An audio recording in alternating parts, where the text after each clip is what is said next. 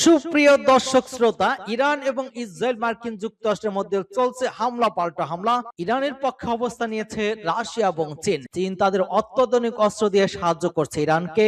Iran ইসরায়েলের ঝাঁকে cluster বোমা নিক্ষেপ করে ধ্বংসলীলায় পরিণত করেছে ইসরায়েলকে। কি মনে হয়, ইরানের কি এই হামলা অব্যাহত রাখা উচিত নাকি বন্ধ করে দেওয়া উচিত? এই সম্পর্কে আপনার মতামত কমেন্টস বক্সে লিখে জানান এবং শুরুতে থাকবে সংবাদ শিরোনাম পরে বিস্তারিত। মার্কিন বিমান ঘাঁটির সদর দপ্তর গুড়িয়ে দেওয়ার দাবি ইরানের। আরো বিস্তারিত জানিয়ে দিব। ইসরায়েলি সেনাগাড়িতে হামলার দাবি হিজবুল্লাহর। বিপজ্জনক সিদ্ধান্ত, ভয়ঙ্কর বিপদ ডেকে আনছেন ট্রাম্প। 24 ঘন্টায় 2 শতাধিক মার্কিন সেনা হতাহত দাবি ইরানের। আরো বিস্তারিত জানিয়ে দিব। হরমুজ প্রণালীতে ট্রাম্পের জাহাজ চালানোর ঘোষণা চ্যালেঞ্জ জানালো ইরানের আইআরজিসি। ইরানকে আর্থিক এবং সামরিক সহায়তা দিতে যাচ্ছে চীন। ট্রাম্পকে দুঃসংবাদ দিল মার্কিন গোয়েন্দারা। এবং সর্বশেষে জানিয়ে দিব, ইরানকে যেভাবে সহায়তা করছে রাশিয়া। এতক্ষণ শুনছিলেন সংবাদ শিরোনাম বিস্তারিত। তবে তার আগে অনুরোধ থাকবে, এই ভিডিওতে একটি লাইক দিন এবং কমেন্টস করে জানিয়ে দিন আপনি কোন জেলা থেকে বা কোথা থেকে আমাদের সাথে যুক্ত রয়েছেন। এবং সংবাদের সর্বশেষ গুরুত্বপূর্ণ আপডেট পেতে চ্যানেলটি সাবস্ক্রাইব করে আমাদের সঙ্গেই থাকুন। ধন্যবাদ। মার্কিন বিমান ঘাঁটির সদর দপ্তর গুড়িয়ে দেওয়ার দাবি ইরানের। ইরানের ইসলামী বিপ্লবী গার্ড কর্পস আইআরজিসি দাবি করেছে, তারা বাহরাইনের শেখ ইসা এলাকা অবস্থিত একটি মার্কিন বিমান ঘাঁটিতে ব্যাপক হামলা চালিয়েছে। হামলায় ব্যবহার করা হয়েছে 20টি ড্রোন এবং 3টি ক্ষেপণাস্ত্র। আইআরজিসি বিবৃতিতে বলা হয়েছে, ওই হামলায় মার্কিন বিমান ঘাঁটির প্রধান কমান্ড এবং সদর দপ্তর ভবন সম্পূর্ণ ধ্বংস হয়ে গিয়েছে। পাশাপাশি তাদের জ্বালানি ট্যাঙ্কগুলোতে আগুন লাগানো হয়েছে। ওই পদক্ষেপকে ইরান এবং তার সামরিক প্রতিশোধের অংশ হিসেবে উপস্থাপন করেছে। হামলার বিষয়ে বাহরাইনের পক্ষ থেকে এখনো কোনো মন্তব্য পাওয়া যায়নি। আঞ্চলিক সংবাদ আল জাজিরা এই তথ্য জানিয়েছে। এর আগে ইরানের সামরিক বাহিনী বাহরাইনে অবস্থিত যুক্তরাষ্ট্রের নৌবাহিনীর ঘাঁটিতে হামলার খবর প্রকাশ করেছিল। ওই নতুন হামলার দাবি ইরান এবং যুক্তরাষ্ট্রের মধ্যে চলমান উত্তেজনার নতুন মাত্রা যোগ করেছে। বিশ্লেষকরা বলেছেন, ইরান এই ধরনের হামলার মাধ্যমে মার্কিন সামরিক উপস্থিতি এবং স্থাপনার উপর চাপ সৃষ্টি করতে চায়। মধ্যপ্রাচ্যে ক্রমবর্ধমান উত্তেজনা বৈশ্বিক নিরাপত্তা এবং জ্বালানি সরবরাহ ব্যবস্থার জন্য ঝুঁকি তৈরি করতে পারে। আইআরজিসি এই ধরনের হামলাকে সামরিক কৌশলগত প্রতিশোধ হিসেবে দেখিয়েছে। তাদের বক্তব্য, যুক্তরাষ্ট্র এবং তার মিত্ররা ইরানের কর্মকাণ্ড থামাতে ব্যর্থ হলে এমন আরো হামলা সম্ভব। বাহরাইনের মার্কিন ঘাঁটিতে হামলার খবর আন্তর্জাতিক পর্যবেক্ষকদের নজরে এসেছে, তবে এই পর্যন্ত হামলার প্রভাব এবং ক্ষয়ক্ষতির পরিমাণ স্বাধীনভাবে যাচাই করা যায়নি। বিশেষজ্ঞরা সতর্ক করেছেন, এই ধরনের হামলা চলমান উত্তেজনাকে আরো বাড়িয়ে দিতে পারে। সম্ভাব্য পাল্টা প্রতিশোধের ফলে মধ্যপ্রাচ্যের নিরাপত্তা পরিস্থিতি অবনতি হতে পারে। এই ঘটনায় ইরান যুক্তরাষ্ট্র দ্বিপাক্ষিক উত্তেজনা নতুন অধ্যায় হিসেবে ধরা হচ্ছে। সামরিক এবং কূটনৈতিক পর্যবেক্ষকরা এই মুহূর্তে পরিস্থিতি ঘনিষ্ঠভাবে পর্যবেক্ষণ করছে। সূত্র আল জাজিরা। ইসরায়েলি বিমান ঘাঁটিতে হামলার দাবি হিজবুল্লাহর। ইসরায়েলি সেনাবাহিনীর একটি ঘাঁটিতে ক্ষেপণাস্ত্র হামলা চালানোর দাবি করেছে লেবাননের সশস্ত্র গোষ্ঠী হিজবুল্লাহ। একই সঙ্গে সীমান্তবর্তী এলাকায় ইসরায়েলি সেনাবাহিনীর যানবাহনের সমাবেশে লক্ষ্য করে রকেট হামলা চালানো হয়েছে বলেও জানিয়েছে সংগঠনটি। এক বিবৃতিতে হিজবুল্লাহ জানায়, স্থানীয় সময় সকাল 9:45 ইসরায়েলের আকর শহরের পূর্বে অবস্থিত তসবিন সামরিক ঘাঁটিতে লক্ষ্য করে ক্ষেপণাস্ত্র ছোড়া হয়। আরেকটি বিবৃতিতে গোষ্ঠীটি জানায়, স্থানীয় সময় দুপুর 12:30 লেবাননের সীমান্তবর্তী শহর কফরকেলা এলাকায় ফাতেমা গেস্ট ক্রসিং এর কাছে ইসরায়েলি সেনাবাহিনীর জার্মানের একটি সমাবেশ লক্ষ্য করে রকেট হামলা চালানো হয়েছে। হিজবুল্লাহ বলেছে, লেবাননের বিভিন্ন এলাকায় ইসরায়েলি হামলার জবাব হিসেবে ওই সব আক্রমণ চালানো হয়েছে।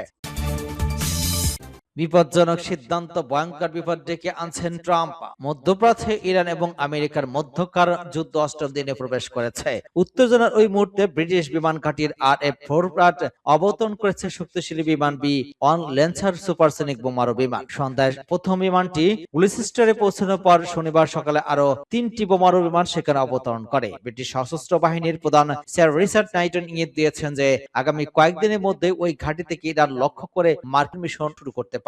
মার্কিন পত্রিকা সচিব পিট হেক্সবার্গ ইতিমধ্যে সতর্ক করেছেন যে ইরানের হামলার তীব্রতা নাটকীয়ভাবে বৃদ্ধি করা হবে এবং আরো বেশি ফাইটার স্কোয়াড্রন এবং বোমারু বিমান অভিযানে অংশ নিতে পারে। এদিকে যুদ্ধ কবলিত অঞ্চল থেকে ব্রিটিশ নাগরিকদের সরিয়ে নেওয়ার প্রক্রিয়া জোরালো করা হয়েছে।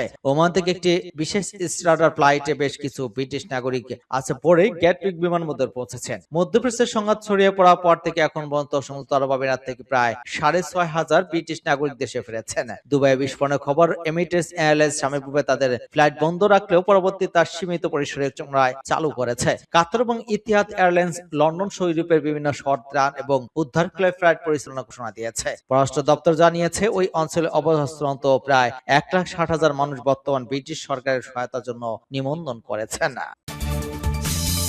24 ঘন্টায় 2 শতাধিক মার্কিন সেনা হতাহত দাবি ইরানের। খাতাম আল আনবিয়া সেন্ট্রাল হেডকোয়ার্টার্স মুখপাত্রের সাম্প্রতিক বিবৃতিতে জানানো হয়েছে, ইরানি সশস্ত্র বাহিনীর প্রতিশোধমূলক অভিযানে মার্কিন সামরিক বাহিনীর ব্যাপক ক্ষয়ক্ষতি হয়েছে।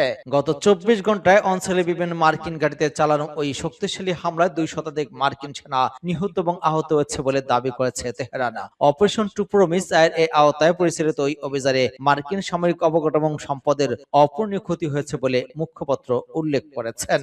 সুনির্দিষ্ট তথ্যে জানানো হয়েছে, পারস্য অঞ্চলে অবস্থিত যুক্তরাষ্ট্রের ৫ম নৌবহরে ২১ জন মার্কিন সেনা নিহত হয়েছে এবং আরো অনেক গুরুতর আহত এবং অবস্থায় চিকিৎসাধীন অবস্থায় রয়েছে। এছাড়া আল দাফারা বিমান ঘাঁটিতে প্রায় ২০০ জন আমেরিকান সেনা হতাহত হয়েছে বলে ইরান দাবি করেছে। একই সঙ্গে পারস্য উপসাগরের উত্তর অংশে যুক্তরাষ্ট্রের মালিকানাধীন একটি তেলবাহী ট্যাঙ্কারে সফল হামলা চালিয়েছে ইরানি বাহিনী। গত ২৮ ফেব্রুয়ারি ইরানের সর্বোচ্চ নেতা আয়াতুল্লাহ আলী খামেনি এবং বেশ কয়েকজন সিনিয়র সামরিক কমান্ডারকে হত্যা করার পর যুক্তরাষ্ট্র এবং ইসরায়েল ইরানের বিরুদ্ধে যে সামরিক অভিযান শুরু করেছিল, এটি ছিল তার সরাসরি দাঁতভাঙা জবাব। ইরানের সশস্ত্র বাহিনী ওই হামলার প্রতিবাদ দখলকৃত অঞ্চল এবং প্রতিবেশী দেশগুলোতে অবস্থিত মার্কিন এবং ইসরায়েল লক্ষ্যবস্তুগুলোতে ঝাঁকে ঝাঁকে ক্ষেপণাস্ত্র এবং ড্রোন নিক্ষেপ করেছে। খাতাম আল আনবিয়ার সদর দপ্তর এবং যা মূলত ইরানের বিভিন্ন সামরিক ইউনিটের অপারেশন লেআউট এবং সমন্বয়ে নিয়োজিত এবং তারা নিশ্চিত করেছে যে ওই প্রতিশোধমূলক আক্রমণগুলো অত্যন্ত সুপরিকল্পিত ছিল। সূত্র তাসনিম নিউজ। হরমুজ প্রণালীতে ট্রাম্পের জাহাজ চালানোর ঘোষণা চ্যালেঞ্জ জানালো আইআরজিসি। পারস্য উপসাগরের কৌশলগত গুরুত্বপূর্ণ হরমুজ প্রণালীতে তেলবাহী ট্যাঙ্কার পাহারায় মার্কিন রণতরী মোতায়েনের যে পরিকল্পনা মার্কিন প্রেসিডেন্ট ডোনাল্ড ট্রাম্প ঘোষণা করেছেন, তাকে সরাসরি চ্যালেঞ্জ ছুড়ে দিয়েছে ইরান। তেহরান সাফ জানিয়েছে তারা হরমুজ প্রণালীতে মার্কিন বাহিনীর উপস্থিতিকে স্বাগত জানাতে প্রস্তুত এবং তাদের জন্য অপেক্ষা করছে।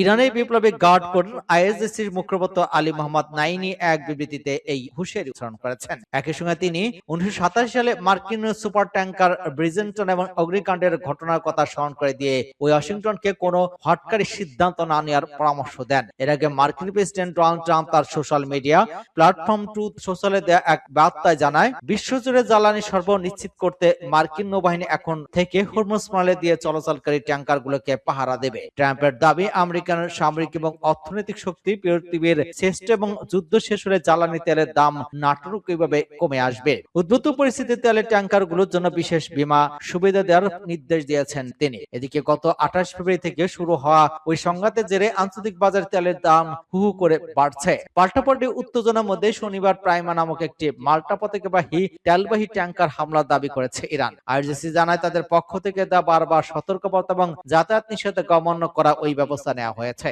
গত এক সপ্তাহের কম সময়ের মধ্যে ওই অঞ্চলে অন্তত 9টি জাহাজ আক্রান্ত হওয়ার খবর পাওয়া গিয়েছে। ইরানকে আর্থিক ও সামরিক সহায়তা দিতে যাচ্ছে চীন। যুক্তরাষ্ট্র এবং ইসরায়েলের বিরুদ্ধে চলমান যুদ্ধে ইরানকে সামরিক এবং আর্থিক সহায়তা দেওয়ার প্রস্তুতি নিচ্ছে চীন। মার্কিন গোয়েন্দা সূত্রে বরাতে এই তথ্য জানিয়েছে সিএনএন। যদিও চীন এবং ইরানের পক্ষ থেকে এ বিষয়ে কোনো মন্তব্য করা হয়নি। সিএনএন এর প্রতিবেদনে বলা হয়, যুক্তরাষ্ট্রের গোয়েন্দা তথ্য অনুযায়ী চীন সম্ভবত ইরানকে আর্থিক সহায়তা, খুচরা যন্ত্রাংশ এবং ক্ষেপণাস্ত্র উপাদান সরবরাহ প্রস্তুতি নিচ্ছে। যদিও এখন পর্যন্ত বেজিং সরাসরি যুদ্ধে জড়ায়নি। এছাড়া ইরানের তেলের উপর নির্ভরশীলতার কারণে হরমুজ প্রণালী দিয়ে জাহাজ চলাচল নিরাপদ রাখার বিষয়ে তেহরানকে চীন চাপ দেবে বলেও মার্কিন গোয়েন্দা প্রতিবেদনে উল্লেখ করা হয়েছে। সংশ্লিষ্ট একটি সূত্র সিএনএনকে বলেছে, চীন তাদের সমর্থন বিষয়ে অনেক বেশি সতর্ক। তারা যুদ্ধের অবসান চায় কারণ এটি তাদের জ্বালানি সরবরাহকে ঝুঁকির মধ্যে ফেলেছে। এর আগে মার্কিন সংবাদ খবরে বলা হয়, যুক্তরাষ্ট্র এবং ইসরায়েল বিরুদ্ধে যুদ্ধে ইরানকে গোয়েন্দা তথ্য দিয়ে সহায়তা করছে রাশিয়া। যদিও চীন এবং রাশিয়ার পক্ষ থেকে সামরিক কোনো সহায়তা পাচ্ছে কিনা ইরান এ বিষয়ে খোলাসা করতে রাজি হননি ইরানের পররাষ্ট্রমন্ত্রী আব্বাস আরাগচি। মার্কিন সংবাদ এনবিসি নিউজের সঙ্গে আলাপকালে তিনি বলেন, তারা আমাদের রাজনৈতিক এবং অন্যান্য দিক দিয়ে সাহায্য করছে।